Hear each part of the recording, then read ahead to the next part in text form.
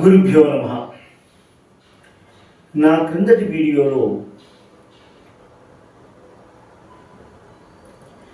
అమ్మవారు తన భర్త అయినటువంటి శివుడు తన మందిరానికి వస్తున్నాడు అంటే అతన్ని స్వాగతించాలి అనే తొందరతో సింహాసనం దిగి నడుస్తూ ఉంటే పరిచారికలు అమ్మవారిని అక్కడ బ్రహ్మ కిరీటం ఉన్నది, విష్ణు కిరీటం ఉన్నది, జాగ్రత్తగా నడుచుకుంటూరా అన్న విధంగా హెచ్చరికలు చేస్తున్నారు అనే విషయాన్ని మనం ఈ శ్లోక భావనగా తెలుసుకున్నాం. నిజానికి అమ్మవారికి పరిచారికలు ఎందుకు హెచ్చరికలు చేశారు? ఈ విషయాన్ని కొంచెం మనం విపులంగా ఆలోచిస్తే కిందటి శ్లోకంలో కూడా మనం తెలియజేసుకున్నాము. మహిషాసురుణ్ణి సంహరించడానికి అమ్మవారు అవతరించినప్పుడు దేవతలందరూ వారి వారి ముఖ్యమైన ఆయుధములను, ఆభరణములను అమ్మవారికి ఇచ్చేరు అన్న విషయంగా గ్రహించాం. అమ్మవారు చిదగ్నికుండ సంభూత కాబట్టి దేవతల యొక్క తేజస్సుతో అమ్మవారి స్వరూపము ఏర్పడింది.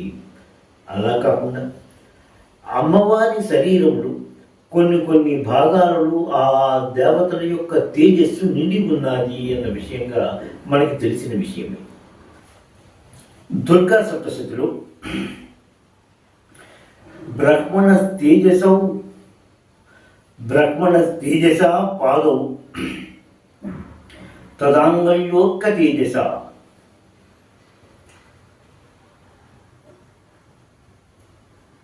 అంటే బ్రహ్మ తేజస్సుతో అమ్మవారి పాదములున్నాయి, అలాగే పాదముల యొక్క వేళ్ళు, కాలి వేళ్ళు సూర్యుడి తేజస్సుతో ఉన్నాయి అన్న విషయాన్ని మనకి దుర్గా సప్తశతిలో కనిపిస్తూ ఉంటుంది.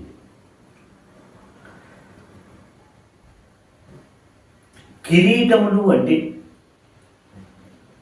ఎంతో అమూల్యమైనవి.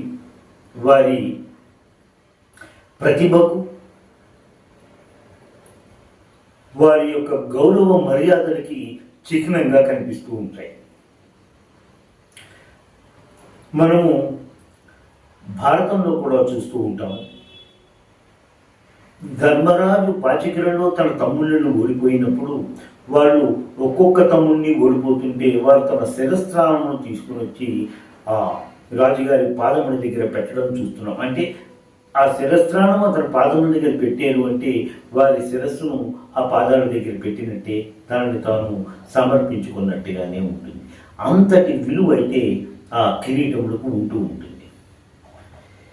ఇక్కడ బ్రహ్మ, విష్ణు, ఇంద్రుడు అన్నవాళ్ళు కూడా దేవతా స్వరూపులే. అటువంటి అమూల్యమైనటువంటి మనుషులకి వారి యొక్క కిరీటములను, ఆ దేవతల యొక్క కిరీటములకు కూడా మనము అంత విలువను ఇవ్వవలసి ఉంటుంది కదా. అటువంటిది అమ్మవారు తొందరలో ఆ కిరీటములను కాలుతో తంటే, లేక ఆ కిరీటములకు అమ్మవారి కాలు తగిలితే జగదంబ యొక్క తేజస్సు ఎక్కడ పోతుందో అన్న విషయంగా కూడా గ్రహించుకునే విషయంగా పరిచారికలు అమ్మవారిని హెచ్చరిస్తున్నట్టుగా మనం గమనించుకోవాలి.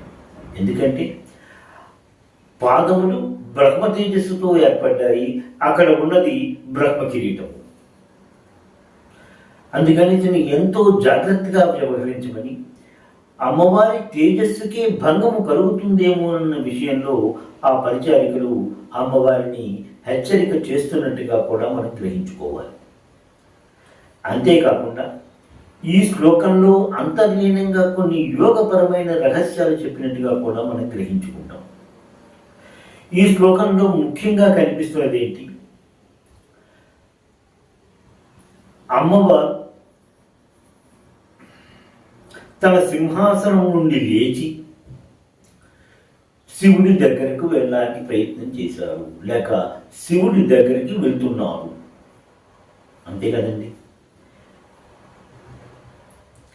యోగ రహస్యంగా మనం చెప్పుకున్నది ఏంటంటే, కుండలిని మూలాధారం నందు ఉంటూ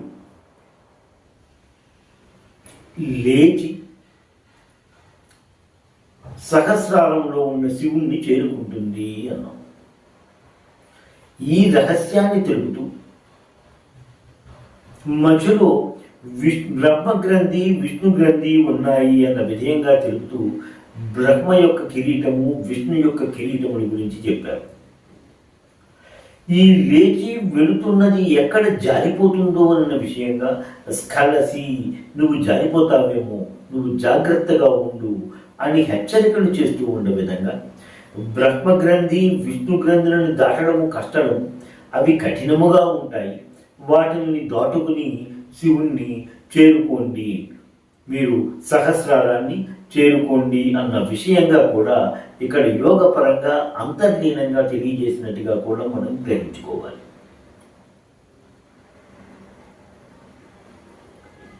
లలితా సహస్రనామాలలో నామాలు సింధూరాలను విగ్రహాన్ని, హరి బ్రహ్మేంద్ర సేవిత అనే నామాలు శివప్రియ అను నామము.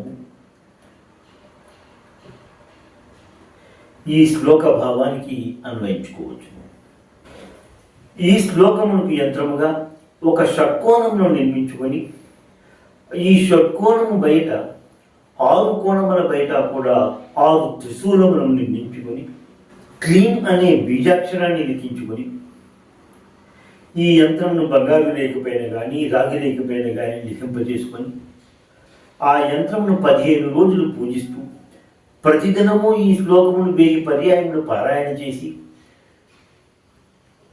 ప్రతిదినము తేనె మినపగారలు నైవేద్యముగా సమర్పించుకుంటూ 15 రోజులు అయిన తర్వాత ఈ యంత్రమును కంఠమును ధరించిన వారికి మూర్ఖులు కూడా వశమవుతారని, మంత్ర సాధనలో కొంచెం ముందుకు వెళ్తాడు అనేటువంటి విషయంగా గ్రంథాలలో కనిపిస్తూ ఉంటుంది.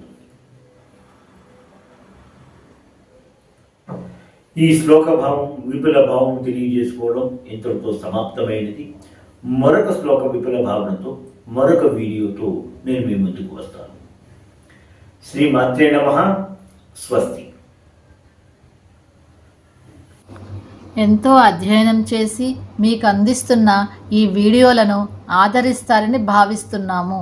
మా ఈ ఛానల్ని సబ్స్క్రైబ్ చేసి ఈ వీడియోలని లైక్ చేయండి ప్లీజ్.